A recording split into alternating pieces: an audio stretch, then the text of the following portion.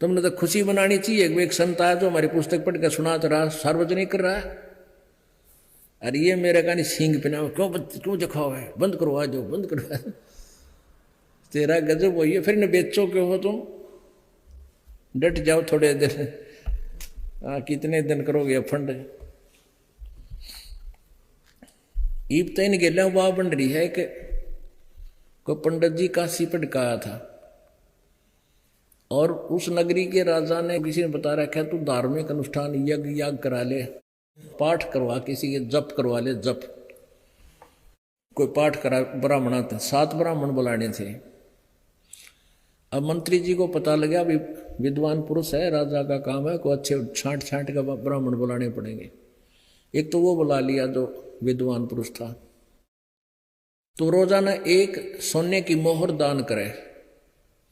जो सोने की मोहर प्रथम दान की उस काशी विद्यापीठ से पढ़े हुए ब्राह्मण को, उसने अपनी पत्नी को दिया। उसकी पत्नी फिर नए नए सूट लाई, कितना बढ़िया श्रृंगार लाई।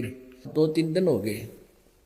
तो पहले पानी के कुओं के ऊपर इकट्ठी हुआ करती गांव की स्त्रियां, तो नए नए पहन कर चली। तो वो दूसरी ब्राह्मणी कहने लगी, ब्राह्मणों का अलग कुएं हुआ करते, कि तू इतना पैसा कहाँ से लाओ हो तुम, कि मेरा पति जो है ना राजा के वहाँ पाठ करने जाया करे और रोजाना 1 असरफी देता राजा।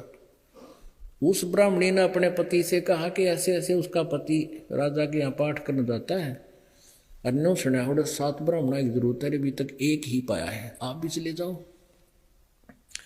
अब वो कहने लगा, भगवान मैं इतना पढ़ा लिखा हूँ नहीं, मैं तो काम चलाऊ लोग बकड़िया हूँ, और वो पढ़ा एजुकेटेड आदमी है, शिक्षित है, मेरी बड़ा दाड़ नागड़ है। तो अब ब्राह्मणी मरोड़ी खागी ने बोली, तू तर टाइम पाया कर नहीं कराया करे हैं, तना कुछ करना सह को नहीं। उन्हें सोची देखी जाएगी, रोज लड़ाई होगी, इसका अच्छा तो वहीं देख लो कि मैं वो ले गया अपना, देगा काख में पोथी, चल पड़ा। मंत्री जी से कहा, जी मैं भी ब्राह्मण हूँ। कहा जा भाई मैंने तो जरूरत थी, बहुत अच्छा हो गया। मंत्री जी ने सोचा टोटल 7 पूरे करने हो जाएंगे, राजा नाराज ना होगा, बैठा दिया, बैठ जा पंडित जी। अब वो पहले वाला तो संस्कृत पढ़ रहा है, अपने पाठ करे, और वो नो करे जो यू के वाय सही, जो यू के वाय सही। तो दोनों ने सामने 1-1 असरफी मिल गई। अब तीसरी का और ऐसे ही तीसरी को पता लगा, उसने अपना पति श्रृंगार दिया कि तू भी जा, ब्राह्मण है, वो भी जा बैठा।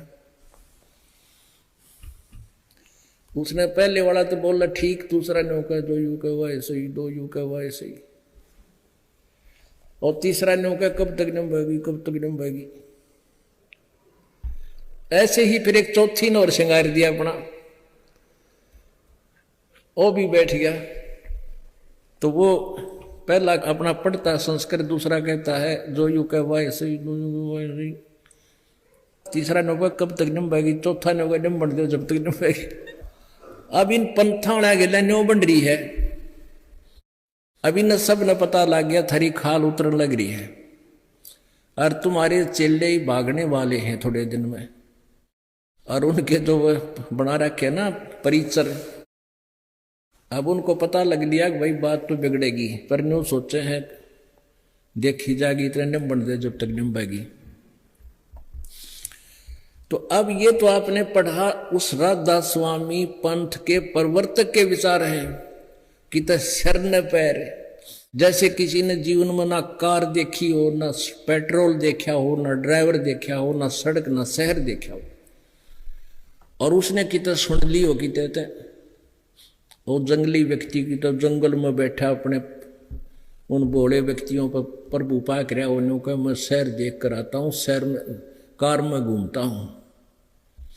अब यो सतलोक, सतनाम, सारनाम, सार शब्द और सचखंड, ये कबीर परमेश्वर की वाणी में इन पढ़ते दिया, पर इनके नाम गलत थे, परमात्मा का साक्षात्कार हुआ नहीं। तो ये प्रभु नो पा करे कि हम सचखंड में घूम आते, हमारी सूरत ऊपर बहुत दूर पहुंच जाती है। और उससे पूछा फिर सार शब्द के है, सत शब्द के है। अब जैसे कोई जंगली व्यक्ति वैसे कह रहा हो मैं शहर पट्टे करके आता हूँ कार में, उसे कोई पूछे कार किसे कहते हैं, वो क्या उत्तर दे, पेट्रोल किसे कहते हैं, ड्राइवर कौन होता है, वो यूं कहे कि पेट्रोल भी कार को ही कहते हैं, सड़क भी कार ही है, शहर भी कार है, ड्राइवर भी कार है, और उसका शर भी कार है बेटी के बाप का। तो ऐसी व्याख्या शिवदयाल जी की है, हेड ऑफ द डिपार्टमेंट, जो धन धन सतगुरु सच्चे सौदालयों का भी वही गुरु, और आगरा से एक यो जय गुरुदेव वाला न्यारा बीज, उसका भी वो गुरु, यानी वहीं से उस वो इनका सबका गुरु, उस गुरु का ये ज्ञान, यानी एक के साथ सब सद है, एक के ज्ञान को समझ लेने से सबका पता लग जाएगा, औरों की क्या दुर्गति होगी। अब दिखाते हैं, ये तो आपने देखा व्यास से, अब देखिए आगरा से छपी हुई सारवचन राधा स्वामी नसर यानी वार्तिक।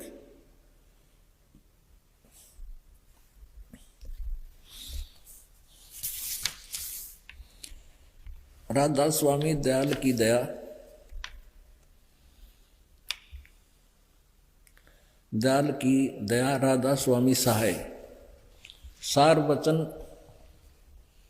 राधा स्वामी नसर यानी वार्तिक। जिसको परम पुरुष पूर्ण धनी स्वामी जी महाराज ने जबान मुबारक से फरमाया, और जो बाई इज्जत राधा स्वामी ट्रस्ट द्वारा छापी गई।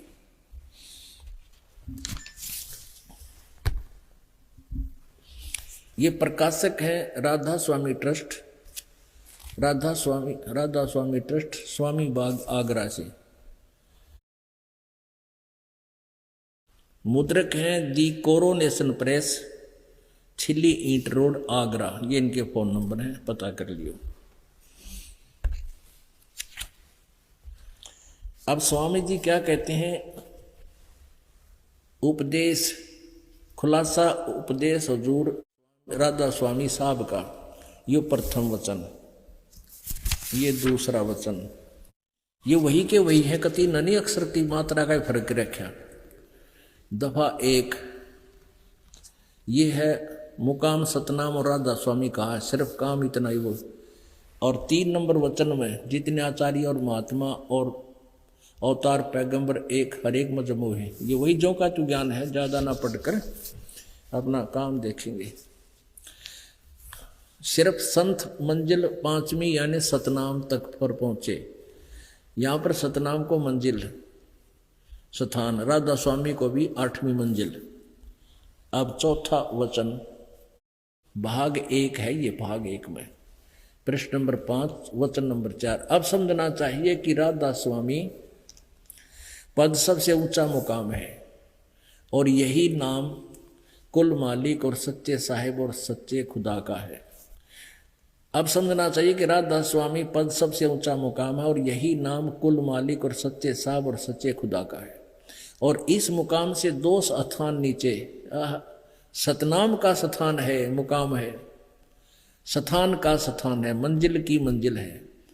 अब सतनाम को डिफाइन किया, जिसको संतों ने सतलोक सचखंड और सार शब्द और सतशब्द और सतनाम और सतपुरुष करके बयान किया है। It is nothing else. बस ये इतना ही था। अब आपको